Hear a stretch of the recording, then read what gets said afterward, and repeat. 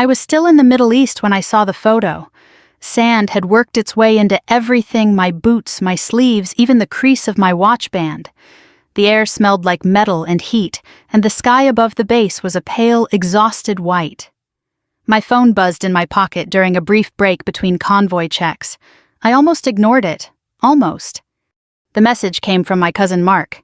"Isn't this Grandpa's watch?" Below it was a screenshot from Facebook. My half-sister Lauren stood beside a brand-new Tesla Model X, her arm draped casually across the hood. The caption read, "Finally dreams do come true. Thanks, Dad." On her wrist, faint but unmistakable, was the reflection of sunlight off the polished chrome dealership signage. And in the comments someone had written, "Didn't your grandfather have a watch just like that?" My stomach dropped before my mind caught up. I zoomed in. The angle wasn't perfect, but I didn't need it to be. I knew that watch the way you know the sound of someone you love walking into a room. Grandpa's watch was gone, and my father had turned it into a Tesla. I stared at the screen until the letters blurred. The desert wind rattled a loose sheet of metal somewhere behind me, a hollow, clanging rhythm that sounded like something breaking apart. I didn't realize I'd stopped breathing until one of the younger soldiers beside me asked if I was okay. I told him I just needed water. That wasn't true. What I needed was to be 7,000 miles away from where I was standing. I scrolled again, slower this time. Lauren looked radiant, perfectly posed. Her hair curled, her smile wide and confident. She had always smiled like that when she felt she had won something. The Tesla gleamed behind her doors, slightly open like wings. The kind of car that announces itself. The kind of purchase that doesn't happen quietly. I checked the timestamp, posted 2 hours earlier. 2 hours. I did the math automatically. The auction house, the watch, the appraisal. The number I remembered from the paperwork. It matched almost perfectly with the price of a used Model X.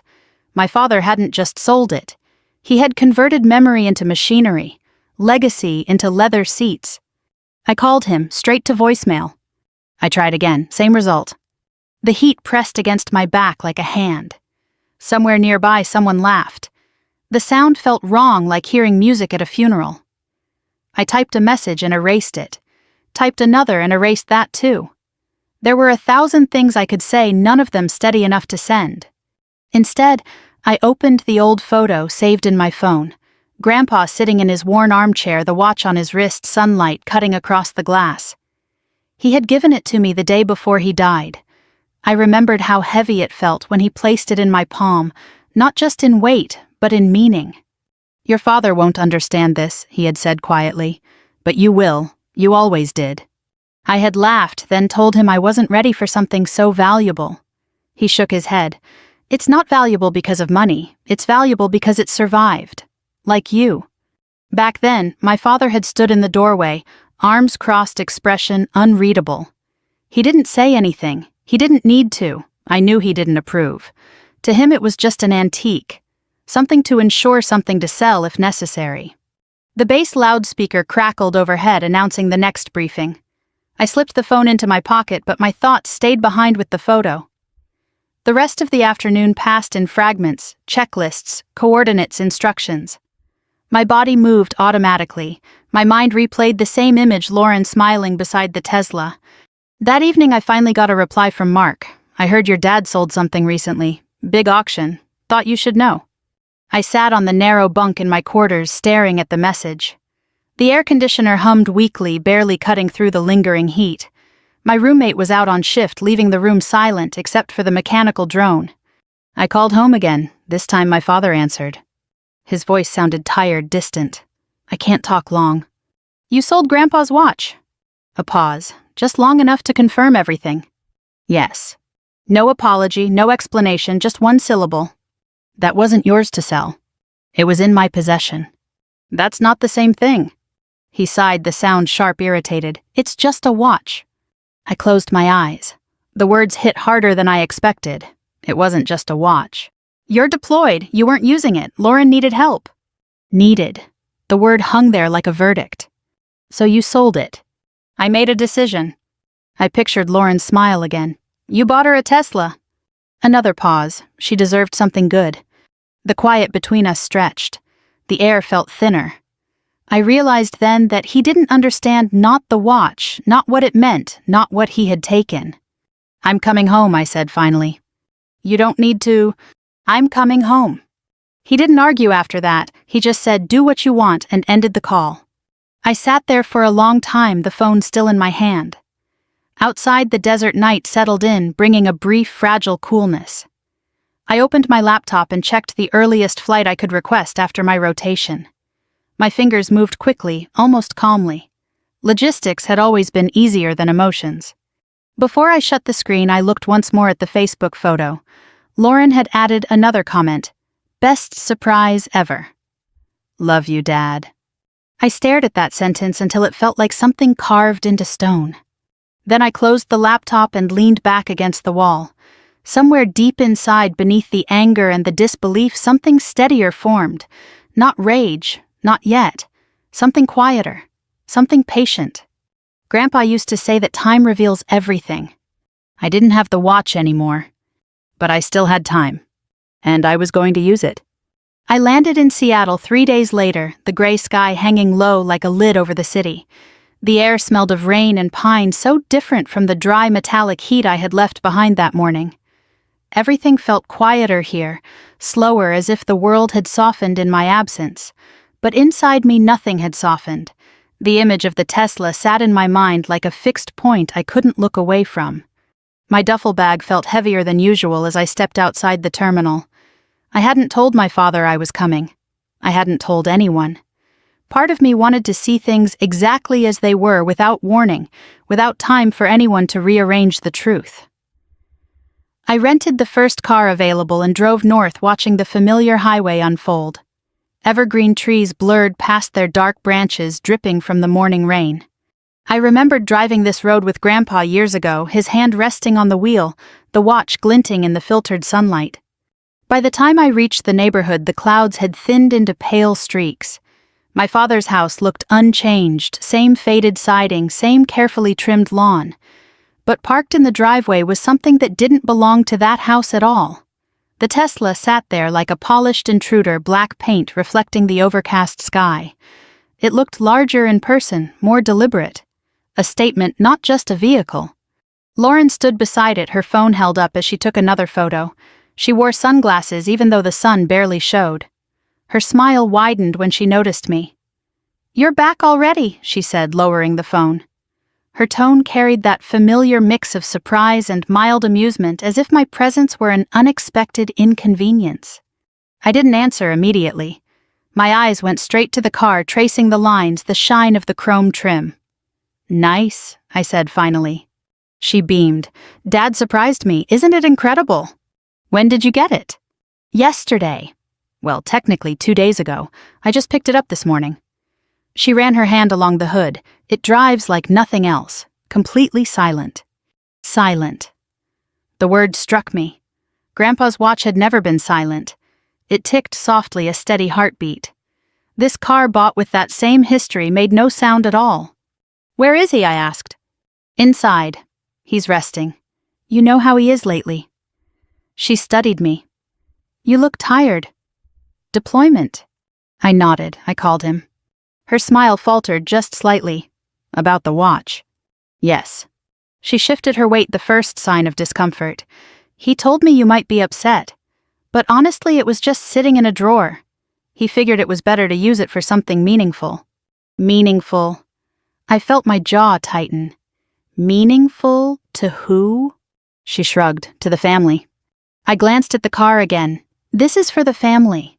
"Well, for me." "But I am family." Her tone sharpened. "Look, I know you were attached to it. But you weren't even here." Dad made a practical decision. I wanted to tell her what Grandpa had said, what the watch meant, how he had chosen me deliberately. But I stopped. She wouldn't understand. She never had. To her, value was measured in newness, in visible upgrades, in things that announced themselves. The watch had been quiet, personal, invisible, unless you knew where to look. I walked past her and up the front steps. The door opened before I knocked. My father stood there, thinner than I remembered, his shoulders slightly hunched. His expression didn't change much when he saw me, but his eyes lingered, searching. "You came," he said. "I told you I would." He stepped aside. "Come in." The house smelled faintly of coffee and old wood. Everything looked the same: the framed photos, the worn couch, the clock on the wall. But the space felt altered, as if something essential had been removed. I realized I was looking toward the hallway table where the watch box used to sit. The spot was empty. We sat across from each other at the kitchen table. Lauren hovered in the doorway, arms crossed, listening. "You didn't need to fly back for this," my father said quietly. "I did." I kept my voice even. "Why didn't you tell me before you sold it?" He folded his hands. "Because you would have said no." "That's because it wasn't yours." "It was in my house." "That doesn't make it yours." Lauren exhaled sharply. "This is ridiculous. It was just an old watch." I looked at her. "You're driving it." She didn't answer. My father leaned back in his chair. "Lauren needed help. Her old car died. She's trying to get ahead. I wanted to support her. And selling Grandpa's watch was the only way." It was the easiest way. The simplicity of that sentence cut deeper than any argument. The easiest way. Years of history reduced to convenience. I stood slowly. "Where did you sell it?" He hesitated. "Auction house downtown." "Did you keep the paperwork?" "In the study." I nodded. "I want to see it." Lauren's voice rose. "Why, it's done. You can't undo it." I met her eyes. "Maybe not, but I want to understand it." My father watched me carefully, then gestured toward the hallway. "It's in the top drawer." I walked down the corridor, each step echoing softly. The study smelled faintly of dust and paper. I opened the drawer and found the folder immediately. The auction receipt lay on top, the number printed clearly. My chest tightened. It was exactly what I expected, almost identical to the price of the Tesla. I closed the folder and carried it back to the kitchen. Neither of them spoke as I set it on the table. "So that's it," I said. "You turned Grandpa's watch into this." Lauren lifted her chin. "Dad helped me. That's what matters." I looked at my father. "Does it?" He didn't answer right away. His gaze shifted from me to the folder, then to the window. Outside, the Tesla reflected the dim afternoon light. Finally, he said, "What's done is done." I studied his face. There was something there, fatigue maybe, or something more complicated. I couldn't tell yet. But I knew this conversation wasn't finished, not even close. I closed the folder and slid it toward him. "Then we should talk about what comes next." The rain started again just after sunset, tapping softly against the windows like someone trying not to be heard. I stayed in the house that night, not because I wanted to, but because leaving felt like surrendering the ground too early. Lauren had gone out to test drive her Tesla, she said, though the keys never left her hand. My father moved slowly through the kitchen, reheating leftovers neither of us really ate. The quiet between us wasn't hostile. It was heavier than that, like something waiting to be named. Later, I sat in the living room while he lowered himself into his usual chair. The lamp beside him cast a warm circle of light, softening the lines in his face. For a moment, he looked older than I had ever seen him. Not weak, just worn, as if time had finally caught up with him all at once. "You're still angry," he said. "I'm trying to understand," I replied. He nodded faintly. "Your grandfather used to say you were like that, always looking past the surface." I let that sit. The memory of Grandpa's voice felt close again, almost tangible. "Why now?" I asked. "Why sell it while I was deployed?" He exhaled slowly. "Because you weren't here to argue." The honesty surprised me. It wasn't cruel, just blunt. That was always his way: decisions made quickly, explanations offered afterward, if at all. "You knew what it meant to me." "Yes." "And you still did it." "Yes." The repetition stripped the conversation down to something bare and uncomfortable. I leaned forward. "You've always chosen her." He didn't respond right away. The rain grew louder, filling the silence. When he finally spoke, his voice was quieter. "Lauren needed stability." "So did I." "You had the military." The words landed with an unexpected sting. To him, my service had always been a form of independence, proof that I didn't need him. Maybe that was part of it. Maybe he thought I could absorb the loss more easily. "She's not the only one who needed support," I said. He looked at me, then really looked. "You never asked." I almost laughed. I shouldn't have to ask for something that was already mine. He rubbed his temple, the gesture tired. You think this was about favoritism? It wasn't. What was it about? He hesitated, timing. The answer made no sense. I studied him, searching for more, but he leaned back, closing himself off. The conversation stalled like a car stuck in mud. Headlights flashed across the wall as Lauren returned. The sound of the Tesla door closing carried through the quiet house, soft, almost whispering. She entered a moment later, cheeks flushed with excitement. You should see it at night, she said, tossing her keys onto the counter. The interior lighting is incredible. It's like driving a spaceship. Neither of us responded. She glanced between us, reading the tension instantly. You're still on this, she asked. It's not going away, I said. She sighed dramatically. Look, I get that you're sentimental. But Dad made a practical choice. You weren't even using it. I didn't need to use it. Then what was the point of keeping it locked away? The point was that it mattered. She shook her head. You always do this, turn everything into some emotional test. It's just an object. I felt the familiar distance between us widen. Lauren had always lived in the present in visible success. She valued momentum, upgrades, forward motion. The past meant little unless it could be displayed. My father watched us quietly, his expression unreadable. I'm going to see you tomorrow, I said to him.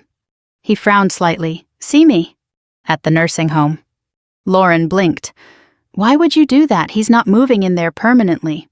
I know, but that's where your doctor wants you monitored, right? I said, turning back to him. He nodded slowly, just for a few days. Then I'll come there. Lauren looked confused. You're making this way bigger than it needs to be. Maybe, I said calmly, or maybe it's already bigger. She rolled her eyes and headed upstairs. The sound of her footsteps faded, leaving the room quiet again. My father leaned forward, elbows on his knees. You don't have to do this. I do. For what? I thought about Grandpa's words about the weight of the watch in my palm. Because some things shouldn't disappear quietly. He studied me, something flickering in his eyes, recognition maybe, or worry. I couldn't tell. Tomorrow then, he said finally. I nodded.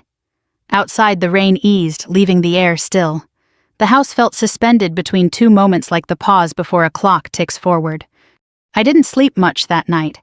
I kept replaying the conversation, the strange emphasis he had placed on timing. It felt deliberate, though I couldn't see why. By morning, the sky had cleared, pale sunlight filtering through the clouds. I drove to the nursing home alone, the roads damp and shining. The building stood quiet at the edge of town, its windows reflecting the soft morning light. I parked and sat for a moment, watching people move slowly inside. Nurses, visitors, residents walking carefully along the hallways. The stillness of the place contrasted sharply with the chaos in my head. When I entered, the receptionist smiled politely and directed me down the corridor.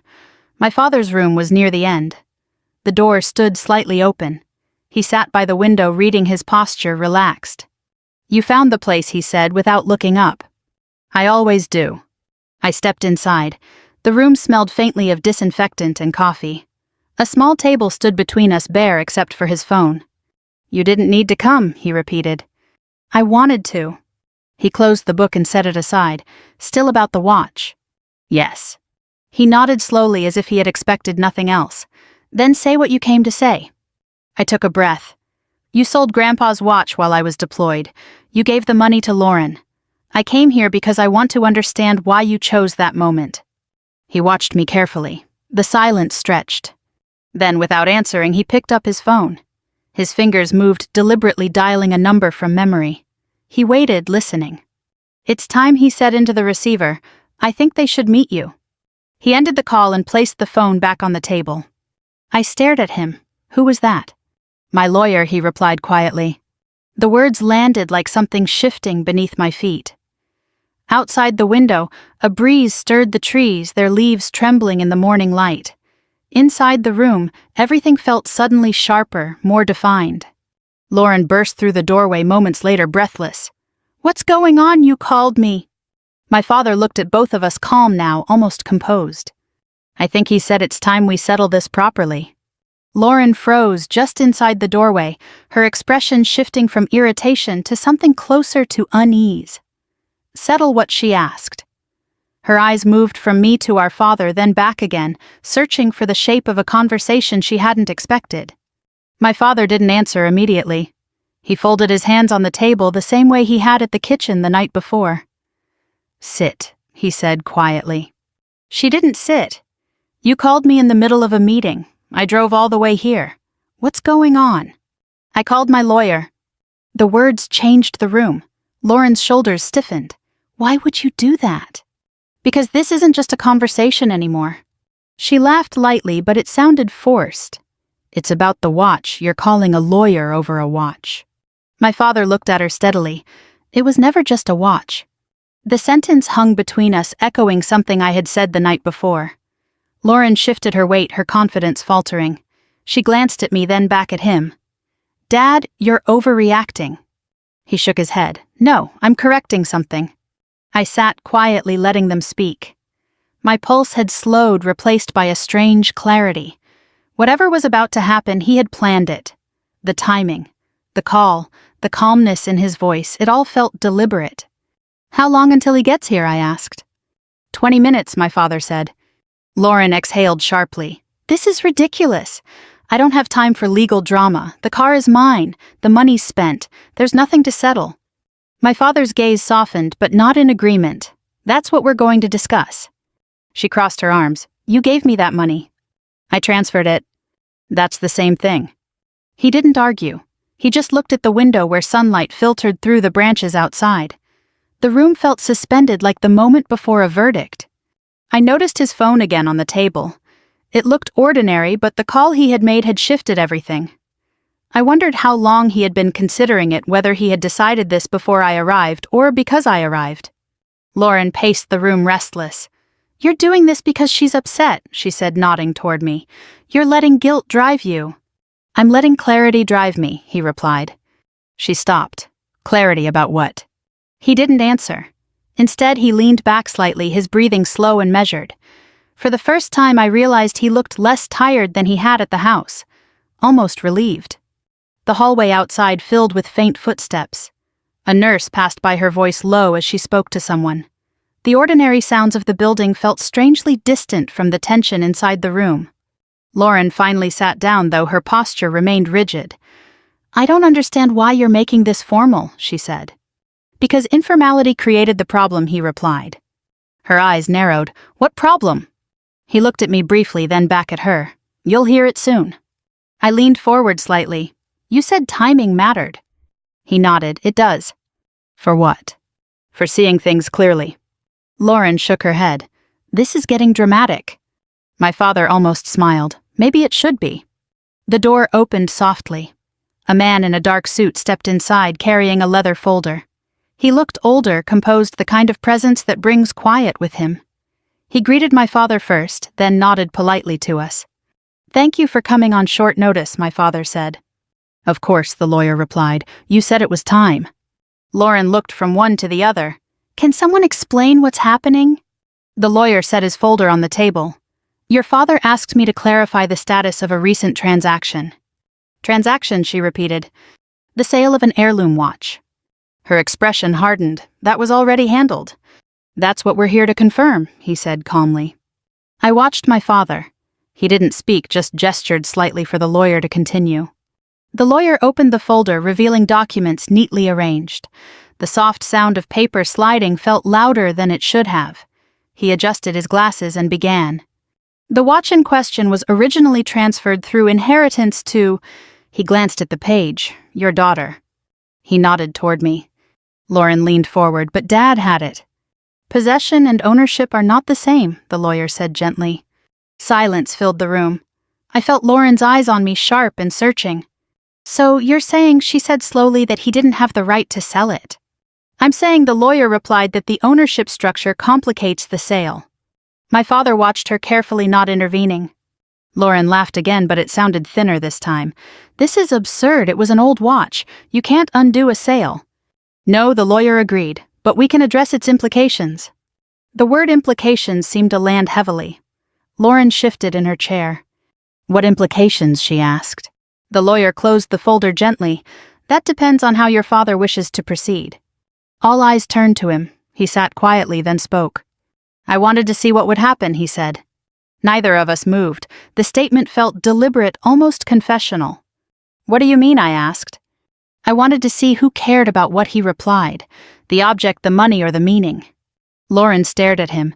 You sold it as some kind of test. I sold it to force a decision. Her voice rose. That's insane. Maybe, he said calmly, but it worked. The room felt suddenly smaller. I realized he had been watching us not just now, but before. Waiting. Lauren shook her head. I don't like this. I don't like any of this. My father leaned forward slightly. You came for the car, he said softly. She came for the watch. The difference hung there quiet but unmistakable. Outside, the trees swayed gently in the morning breeze. Inside, the conversation had shifted from argument to something more permanent. The lawyer looked at my father. Would you like me to proceed? He nodded once. Yes, he said. It's time they hear everything. The lawyer adjusted the papers again, more slowly this time, as if giving the moment room to settle before continuing. Lauren leaned back in her chair, arms still crossed, but her expression had changed. The easy confidence she'd worn since I arrived had thinned into something guarded. Before we continue, the lawyer said, I want to confirm that everyone understands this conversation concerns both the inheritance structure and the proceeds from the recent sale. Lauren let out a short breath. You keep saying inheritance. Dad's not... She stopped herself, glancing at him. This feels unnecessary. My father didn't react. Go on, he told the lawyer. He nodded. Your father amended his estate documents 6 months ago. The amendment addressed several items, including the heirloom watch. Lauren's eyes flicked toward me, then back to him. What amendment? The watch was formally designated as a personal inheritance to your sister, he said, gesturing toward me. This was done in accordance with your grandfather's original intent. I felt the air shift again. I hadn't known there had been a formal amendment. Grandpa's will had already transferred ownership to me, but this suggested something more recent, something deliberate. Lauren frowned. But you sold it. Yes, my father said quietly. Then what's the point of this, she demanded. The lawyer answered gently. Because the sale doesn't erase ownership. It changes how the estate must account for the value. Lauren shook her head. You're saying she owns the money now? I'm saying the estate must recognize that the asset was converted.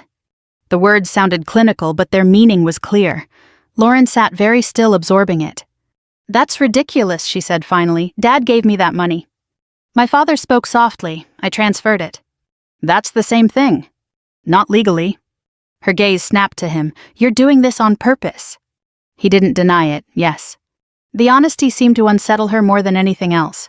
She looked between us, trying to find footing. So what happens now, she asked. The lawyer opened another document. There's also a second component. Your father requested a conditional clause tied to the distribution of the remaining estate. Lauren leaned forward again. Conditional?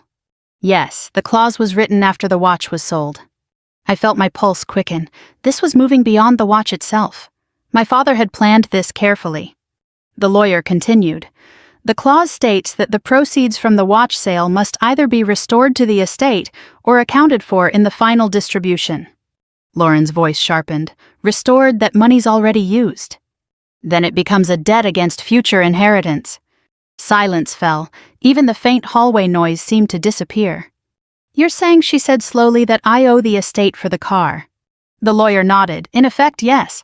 Her face flushed. That's absurd. You bought it for me. My father met her eyes. I transferred funds that weren't mine. You knew that? Yes. And now you're punishing me for it. I'm correcting it.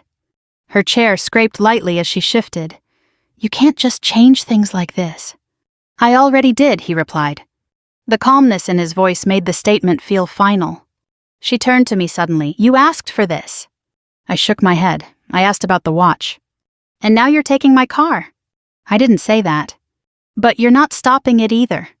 I held her gaze. I came for something that mattered to me. This is his decision. She looked back at him. Why go this far? He took a long breath. Because I needed to know. Know what? Whether either of you would care about what it meant. Her expression hardened. I care about real things, not sentimental antiques. He nodded slowly. That's what I needed to hear. The simplicity of the exchange felt heavier than any argument. Lauren looked away, jaw tight. The lawyer closed the document. There is also the matter of the remainder of the estate. Lauren looked up sharply. What about it? Your father revised the distribution percentages. She leaned forward again, tension visible in her shoulders. Revised how? The lawyer glanced at my father, who gave a small nod. The revised document designates the majority share to your sister, he said calmly. The words seemed to echo. Lauren didn't move for a moment. That's not funny, she said. It's not meant to be. You're serious? Yes. Her voice rose. Because of a watch. No, my father replied.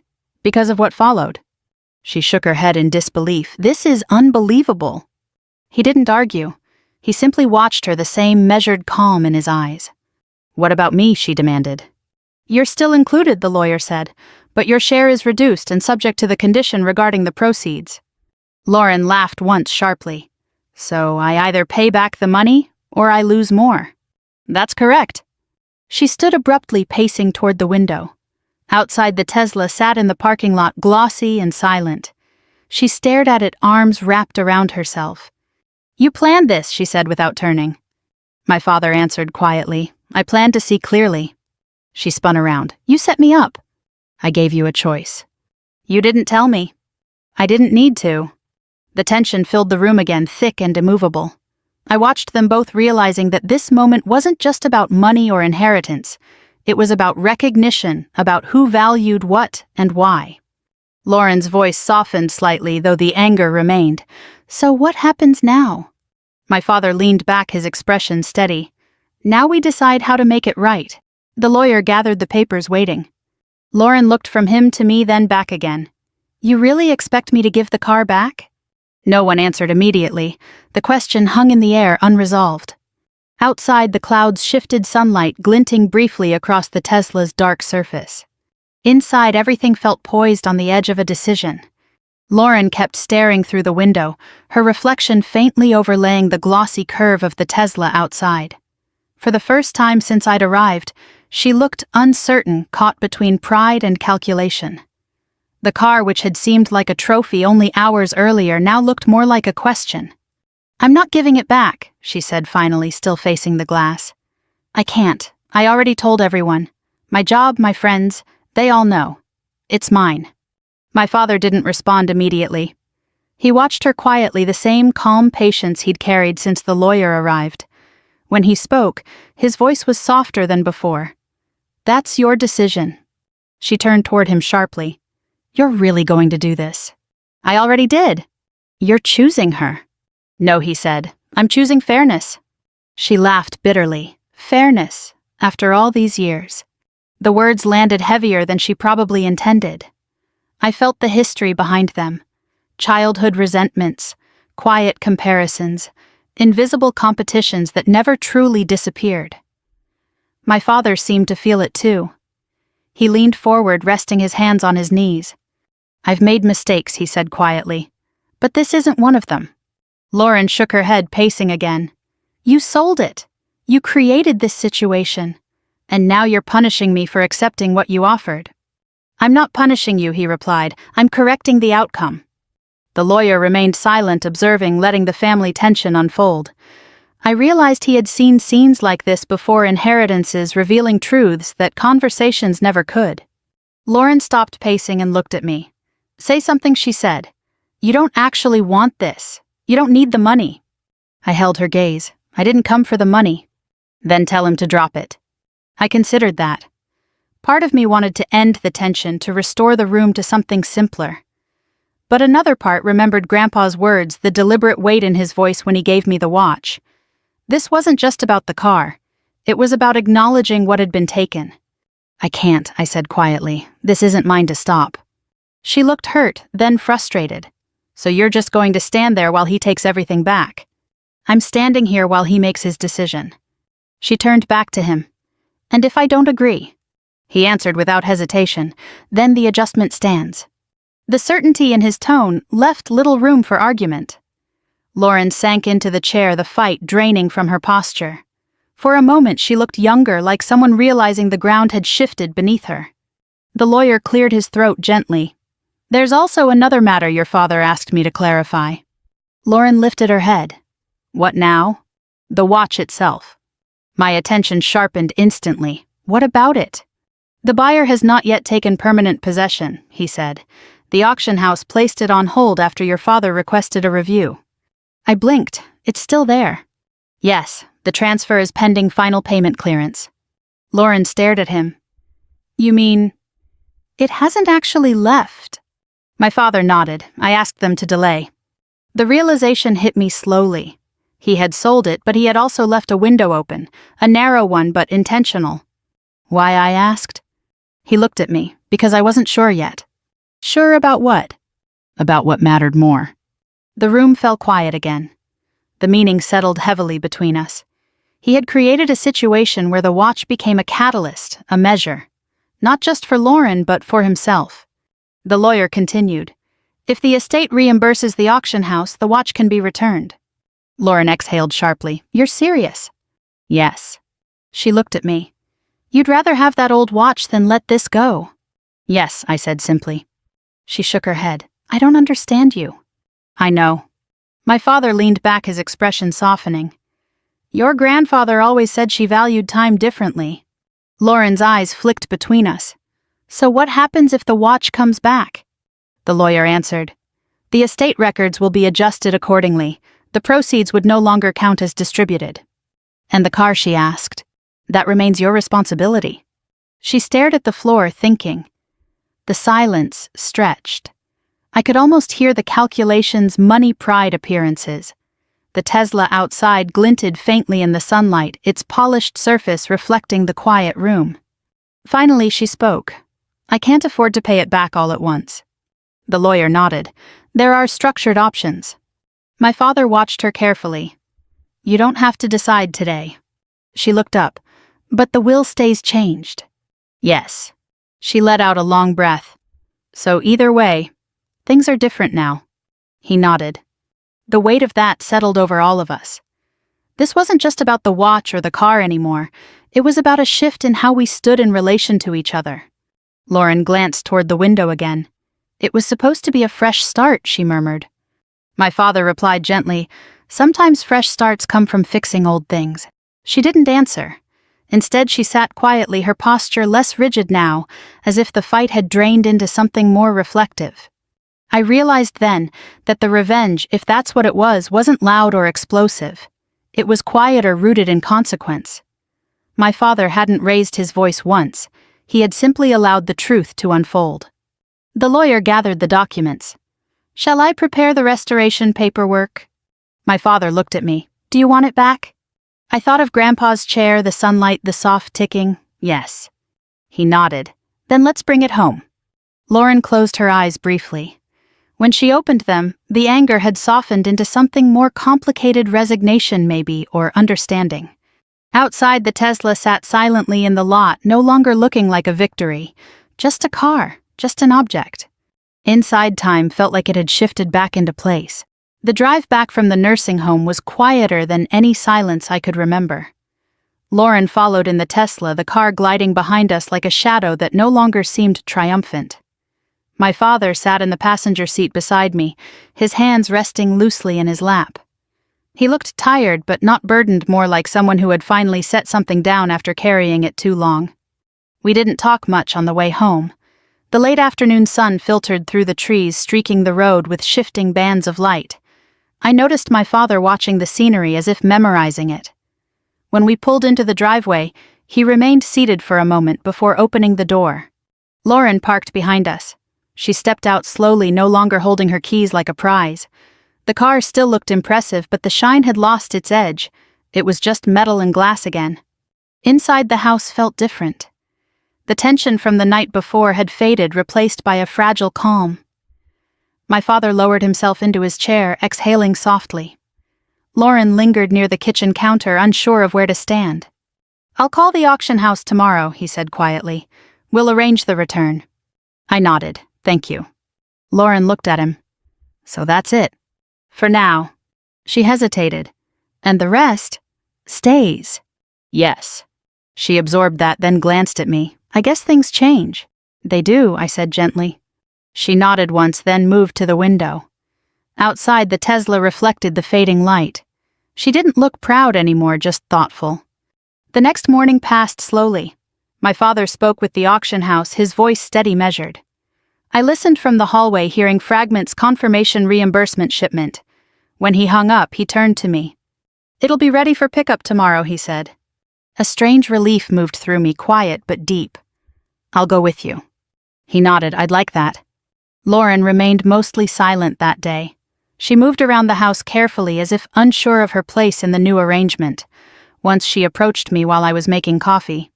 "I didn't realize it meant that much," she said quietly. "I know." She looked down. "I thought it was just something old." "It was," I replied, "but it wasn't only that." She nodded, accepting the answer without argument. It felt like the first honest moment between us in years. The next afternoon, we drove together to the auction house downtown. The building smelled faintly of polished wood and paper. A representative greeted us and brought out a small velvet-lined box. When he opened it, the watch rested inside unchanged. The metal caught the light, the face calm and familiar. For a moment, no one spoke. My father reached for it first, lifting it carefully. He turned it over in his hand, studying the scratches, the worn edges. "Your grandfather wore this every day," he murmured. I nodded.